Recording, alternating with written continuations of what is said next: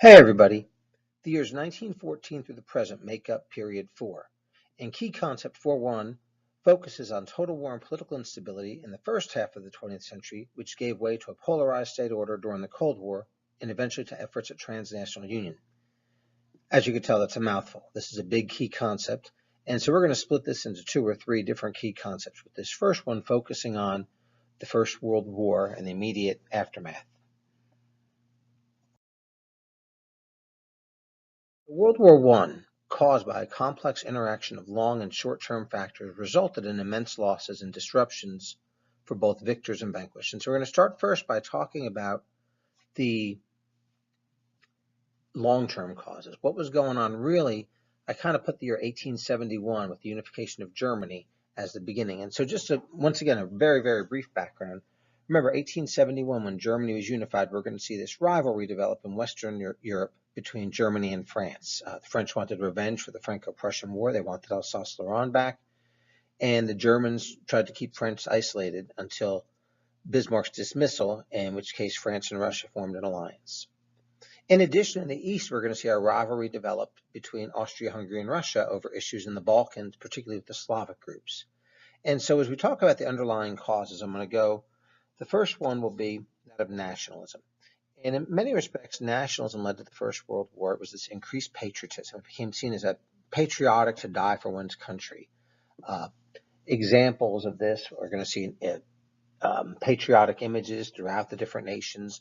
The increased nationalism that had consisted of the 19th century continued well into the beginnings of World War I. And this patriotism, even when war broke out, contributed to decision making. For example, when the First World War was declared, there were parades in Vienna, Berlin, Paris. People were excited about war. They wanted a war that might clear the air, show who the most important countries were. And so we'll see this increased patriotism and increased nationalism, which will further intensify relations between the great powers. The French wanted Alsace-Lorraine back. They wanted revenge for the Franco-Prussian War. The Germans wanted to find her place in the sun, as put by Kaiser Wilhelm II. And the British wanted to maintain the status quo, keep Germany from growing too strong. And ultimately, this will contribute to the First World War. However, in addition to increased patriotism, there were also the subject nationalities. These included peoples of nations who were not independent, that didn't have their own government. So, for example, there were many subject minorities in the Austro-Hungarian Empire, in particular the different Slavic groups, Poles, Croats, Slovenes, Bosnians, Serbians, etc. There were also subject nationalities in Russia, the Poles being one, and even in the British, in European Britain with the Irish who wanted independence from them. And so this idea of these subject nationalities, people who wanted independence, contributed to the instability of Europe. And in fact, it was one such group of subject nationalities, the Slavs of Austria-Hungary, that are going to lead to the short-term or immediate cause of the First World War, the assassination of the Archduke, something we'll talk about later.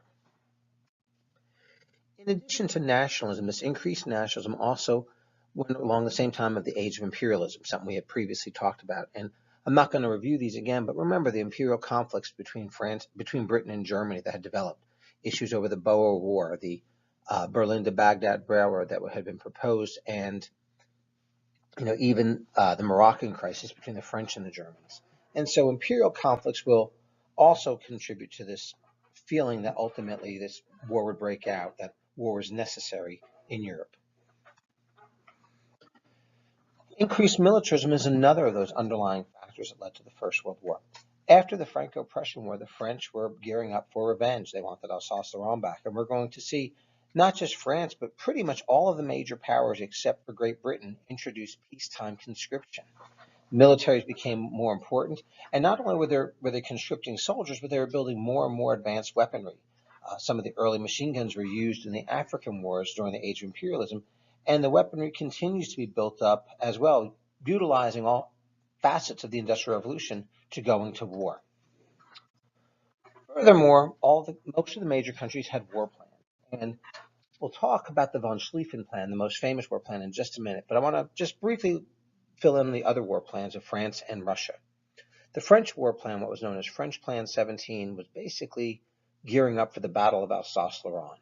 They had all their troops and all the troops along the Franco-German border ready to go to war. The Russian war plan actually called for full mobilization before declaring war. The Tsar's army consisted of largely illiterate peasants, and they felt that if they had time to mobilize, that they would be able to then effectively fight a war. But the most famous of the war plans, the von Schlieffen plan. The von Schlieffen plan basically was the German preparation for a two-front war. Knowing that the French and the Russians were allied together, the Captain von Schlieffen had proposed back in the late 19th century this war plan that would go a fast maneuver and take France first, defeat the French, then go and fight the Russians. The motto, Paris for lunch, St. Petersburg for dinner. And this war plan was based on several assumptions. The first, they would enter France through neutral Belgium. Like I said earlier, French Plan 17 would prevent an easy entry through the Franco-German border, but through neutral Belgium, it would be an easy way to come into France unoccupied and take Paris quickly. The Belgians did resist, and it did slow the Germans down a little bit when the war actually began. A second assumption was that the British would remain neutral. The British policy of splendid isolation would stick. However, the British had been felt threatened by the Germans throughout the first part of the 20th century, and the German invasion of Belgium basically forced Britain's hand and forced Britain to declare war. Finally, the third assumption was that Russia would be slow to mobilize. And in fact, at one point, there was communications between the Tsar and the Kaiser regarding at least partial mobilization, which the Russians were unable to do. The only thing the Russians did right during the First World War was a successful mobilization. In fact, they mobilized much quicker than the Germans expected, actually briefly entering Germany, where the Germans had to remove troops from the Western Front, send them to the east, where the Russians basically did not win any more major battles against the Germans throughout the rest of the war. Ultimately, these war plans are going to contribute to this atmosphere that once the war began, it had to continue. So, for example, the German plan, based on the assumption that Russia would be slow to mobilize, the Russian plan that they would mobilize before declaring war, meant that Germany had to declare war and take action, thus getting into the war without exploring any avenues for peace. Finally, the British-German naval race is another good example of this militarism. Once again, the Kaiser, Wilhelm II, not the most brilliant man in history, decided to build up his navy, as many other nations during the time. But the Brits took it as a direct challenge, and for every battleship the Germans built, the Brits pledged to build two. This naval race continued until the war broke out. Interesting, there was only one major naval battle, the Battle of Jutland, during the war in 1916 in the North Sea. But rather, most of the naval plans during the war were the submarine warfare used by the Germans and defensive maneuvers by the British. And finally, the entangling alliances. This really ensured what should have been a localized war between Austria-Hungary and Serbia instead became a Europe-wide war. So, for example, we know we have the Triple Alliance of Germany, Austria-Hungary, and Italy, and the Triple Entente of Great Britain, Russia, and France. The Entente was more of a friendship treaty, which was one of the reasons the Germans felt confident that the British would not get involved in the war. But it wound up being a more firm military alliance once the war began. As far as other connections as well, for example, the Serbians and the Russians had ties. Russia pledged to defend Serbia if Serbia was attacked, and so when Austria-Hungary declared war, Russia was forced to mobilize its troops. Furthermore, the Brits pledged to defend Belgium. Back with the creation of Belgium in 1832, the Brits had guaranteed Belgian neutrality. And then France and Italy, on two opposing sides, they actually had a secret neutrality pact ensuring that neither would go to war. And indeed, Italy did not honor her alliance with Germany and Austria-Hungary, calling them both aggressors, and remained neutral in 1914 until she was convinced by the Allied powers to enter the war in 1915 in return for land from Austria. The alliance system ensured, once again, what should have been this local war instead became a Europe-wide war. Breaks out, I want to bring a map up to kind of show you some of the events in the summer of 1914 that led to this being a Europe-wide war. As I stated earlier, the assassination of the Archduke on June 28th by a group known as the Black Hand was the main immediate cause of the war. The Black Hand had been a terrorist group, and The Archduke Franz Ferdinand, the heir to the Austro-Hungarian throne, was touring the Bosnian city of Sarajevo, which is pointed out on the map here in this area here. He was actually, one of his plans when he became the new emperor was to give the Slavs the same rights as the Germans and the Hungarians and turn the dual monarchy into a triple monarchy. However, groups such as the Black Hand, that were ultra-nationalist groups, did not want that. They wanted total independence. And so his assassination led to a series of events that are going to culminate in war 1 month later. In the middle of July, the Germans gave the Austrians what was called the blank check. Basically, Austria-Hungary knew that the Russians had to defend Serbia. And knowing that, they wanted to make sure they could rely upon their closest ally, Germany. The Germans gave them what was known as the blank check. You do what you have to do, and in turn, we will support you and protect you. With that said, the Austro-Hungarians issued an ultimatum to the Serbian government. At the time, the Serbian government was seen as somewhat of an innocent victim. However, after the war, it was found out that the Serbian government actually knew about the assassination and did nothing to prevent it. But being that wasn't known at the time, Austria-Hungary was seen as somewhat aggressive with this ultimatum.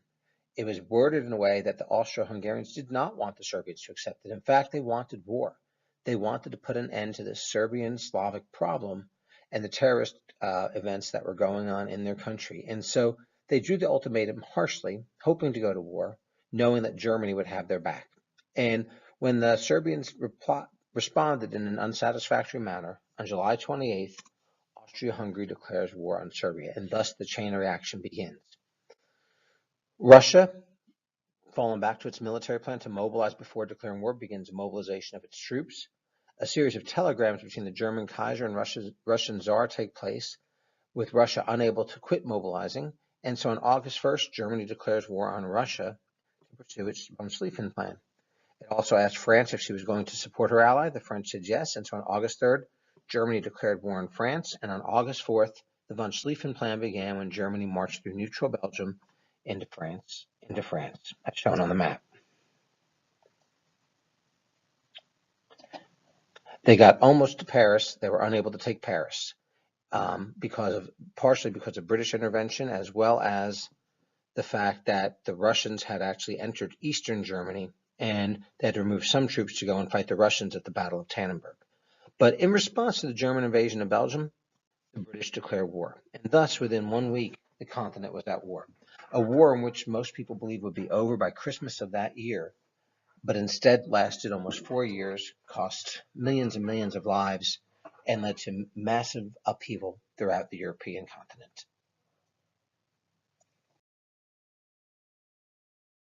Before we talk about the actual war itself, I'd like to talk first about the two sides that developed.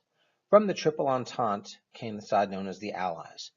This was France, Russia, and Britain, already involved in the war, plus Serbia and Belgium, later joined by Italy in 1915, and other nations, including Greece, Romania, and Japan and the United States in 1917. Germany and Austria were joined by Bulgaria and the Ottoman Empire. Both Bulgaria and the Ottoman Empire saw the Russians as a threat and thus joined the war in order to ward off Russian expansion. In fact, many say it was the Ottomans' last grasp at maintaining an empire as it broke up after this war. Those four powers are known as the Central Powers. It was known for new technologies that generally confounded traditional military strategies and led to massive troop losses. For example, the use of trench warfare, the use of barbed wire, and advanced machine guns caused massive amounts of casualties. After the First Battle of the Marne, trench warfare established on the Western Front a 600-mile front that barely moved throughout the next 4 years. The tank was introduced during the First World War, and although it didn't really make a difference in the war, it was introduced, I believe, at the Battle of the Somme.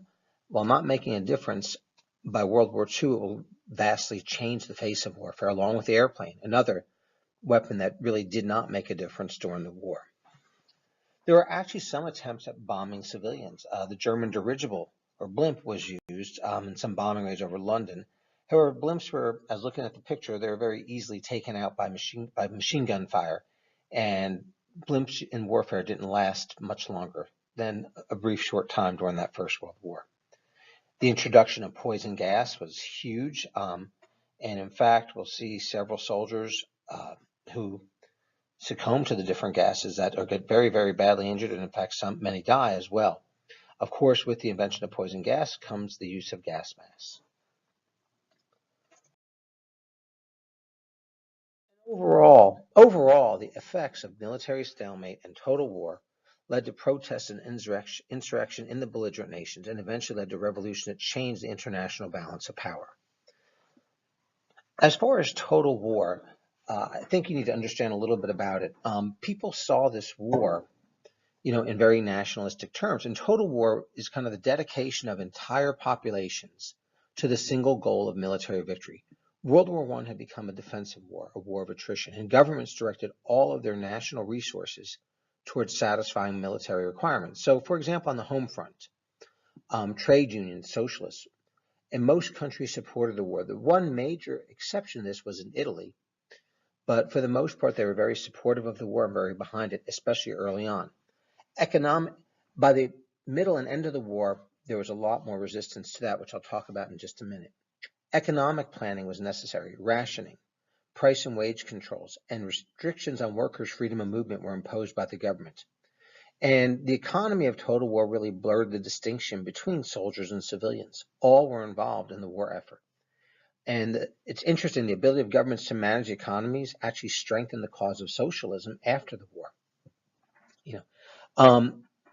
In Germany, by 1916, food and raw materials not only were rationed, but were needed, and the military became the real rulers of Germany.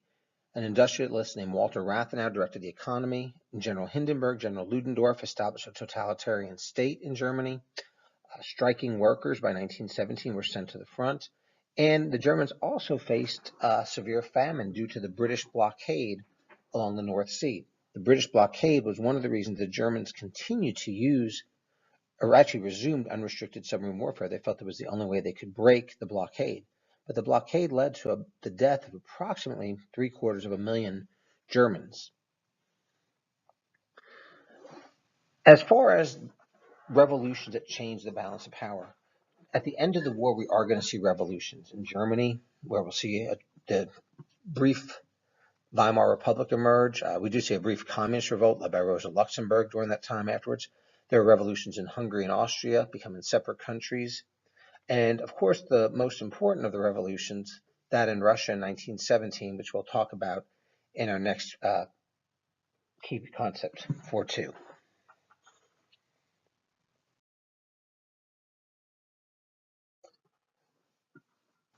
The war, although called the Great War at the time, later became known as World War I, and it was called this because of its spread to non-European theaters. The Western Front, of course, is the most famous as far as Western civilization, but there was also some serious fighting in the East and along the Middle Eastern fronts as well. And in the Middle Eastern Front, we're actually going to see what was known as the Armenian Genocide. This was in the Ottoman Empire and resulted from Ottoman claims that the Armenians were cooperating with the Allies. Perhaps 1 million Armenians died in what became the first of really several genocides during the 20th century. In addition to the Armenian genocide against the Ottomans, the Arabs revolted against the Turks as well. And the Arabs received military assistance from the British, such as Lawrence of Arabia, and they basically, their revolts really ended the Ottoman grip on the Middle East. In fact, when the Ottoman Empire fell apart, the Arab revolts contributed, and while the Arabs were expecting independence, which didn't happen, instead, much of the Middle East became League of Nations mandates, something we'll also talk about later on during the time, but leading to a lot of the issues that really even the Middle East faces today. And finally, we'll see Japanese aggression in the Pacific. Japan sided with the Allies. They had actually a naval alliance with the British prior to the First World War. And so as a result of the war, they conquered Germany's island colonies in the Pacific. They increased their sphere of influence in China. They increased dramatically the size of their navy and army, and really was recognized as one of the great powers in post-war global diplomacy.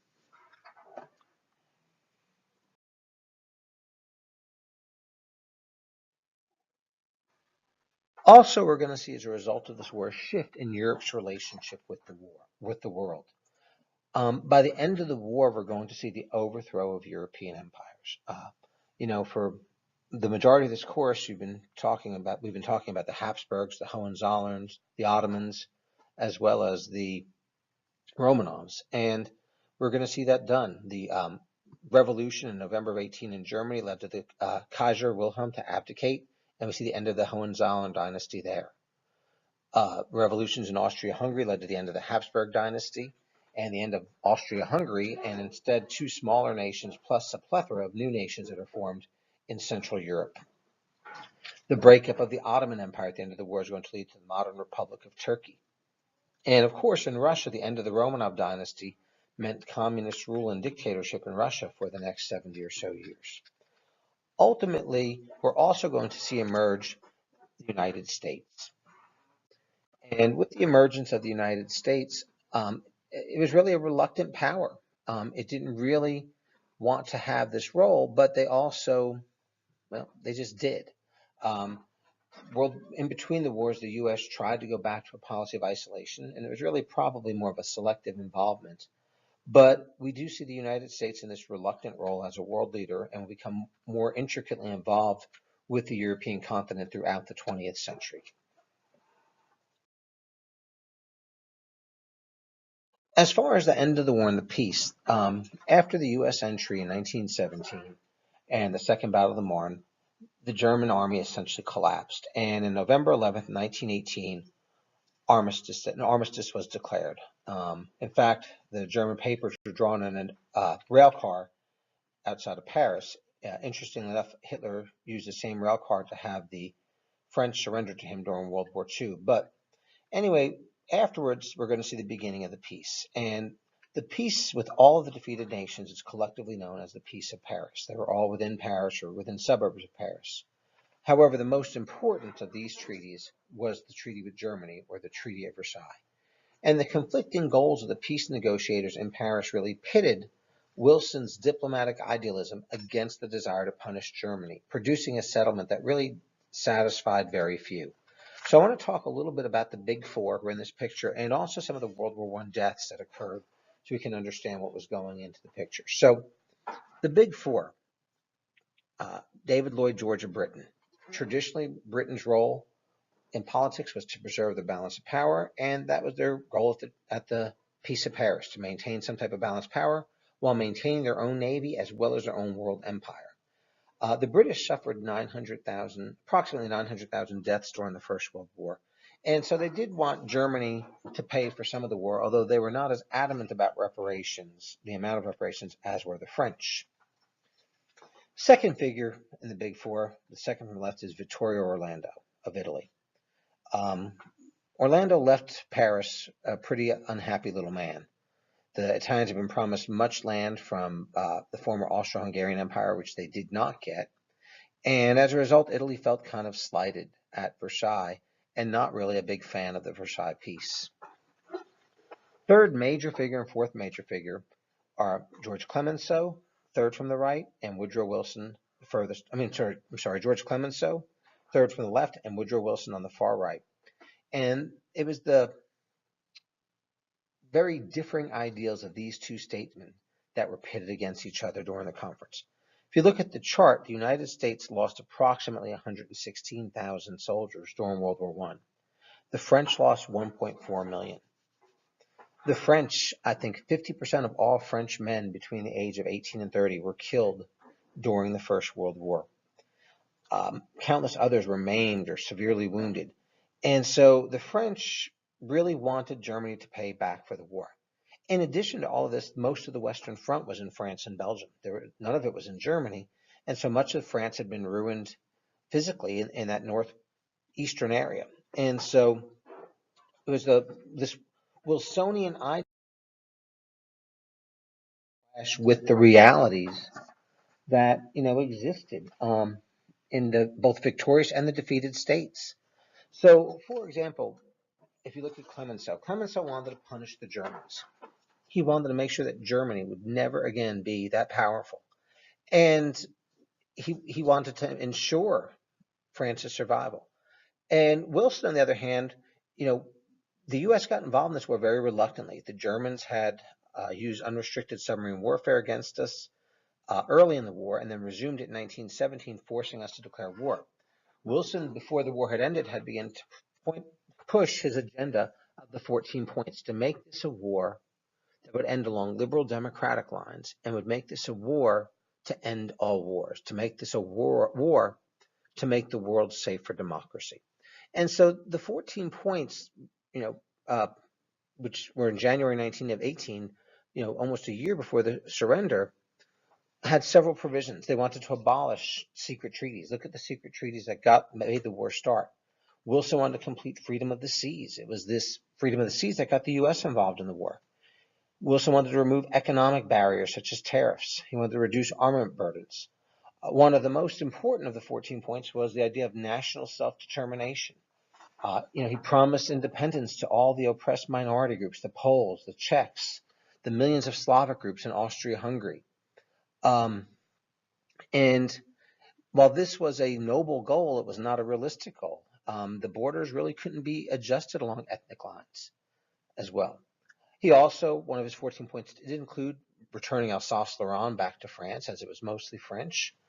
And the most important of Wilson's 14 points, though, was the creation of the League of Nations. He felt that a League of Nations could do much to stop a future war from happening. And this was so important to Wilson that he really was willing to negotiate on all of his others.